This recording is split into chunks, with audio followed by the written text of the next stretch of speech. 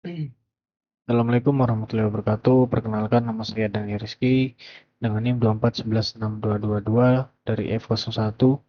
Sini saya akan mempresentasikan yang pertama ada fungsi utama CPU. Fungsi utama dari Central Processing Unit atau CPU atau unit pemroses sentral adalah sebagai otak dari sistem komputer yang bertanggung jawab untuk melaksanakan instruksi dari program komputer. Secara spesifik ini meliputi yang pertama ada mengambil fetch instruksi dari memori, yang kedua ada mendekode decode instruksi untuk menentukan operasi yang akan dilakukan. Yang ketiga ada melaksanakan execute operasi tersebut, misalnya perhitungan aritmatika, operasi logika, pemindahan data. Yang keempat ada menyimpan atau store hasil operasi kembali ke memori atau register. Uh, Lanjut, dua fase utama dalam siklus pelaksanaan instruksi. Siklus pelaksanaan instruksi atau instruction cycle adalah proses yang dilakukan CPU untuk setiap instruksi program. Dua fase utamanya adalah yang pertama ada fase ambil fetch phase. CPU mengambil atau membaca instruksi berikutnya dari lokasi memori yang ditunjukkan oleh program counter atau PC. Instruksi tersebut dimuat ke dalam instruction register atau IR. Nilai PC kemudian diperbarui untuk menunjukkan ke instruksi berikutnya. Lalu yang kedua ada fase eksekusi, execute atau execute phase. CPU mendekode instruksi yang ada di IR untuk mengetahui jenis operasi dan operan yang diperlukan. Melaksanakan operasi yang ditentukan, misalnya melakukan operasi aritmatika oleh ALU, transfer data, atau operasi 1:0.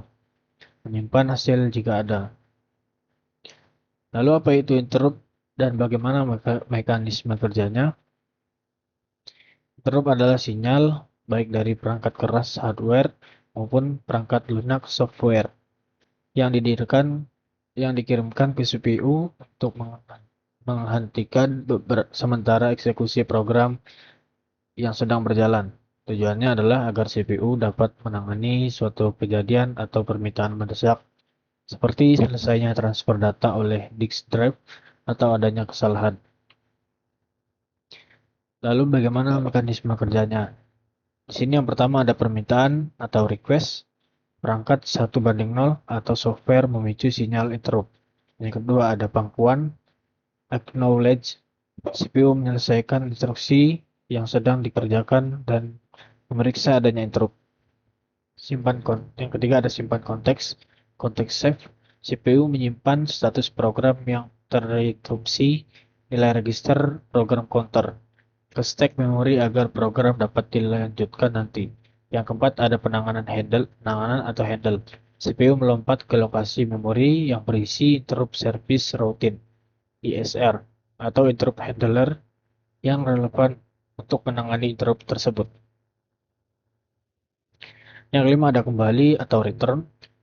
Setelah ISR selesai, CPU memulihkan konteks program yang disimpan dari stack dan melanjutkan eksekusi program semula. Lalu ada tiga jenis bus dalam sistem interkoneksi dan fungsinya. Dalam sistem interkoneksi, bus adalah saluran komunikasi fisik yang digunakan untuk menghubungkan komponen-komponen komputer, CPU, memori 1:0.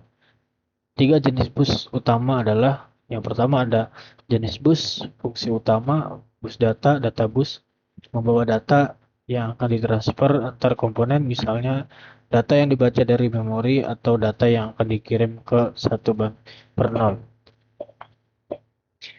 Lalu ada bus alamat address bus, lalu ada membawa alamat ke lokasi memori atau port 1:0 yang dituju oleh CPU. Menentukan dari mana data akan diambil atau kemana data akan ditulis. Bus yang lanjut, bus kontrol atau kontrol bus. Lalu ada membawa sinyal kontrol dan pengaturan waktu, timing, untuk mengelola transfer data, misalnya sinyal read atau read, interrupt, request, dan clock.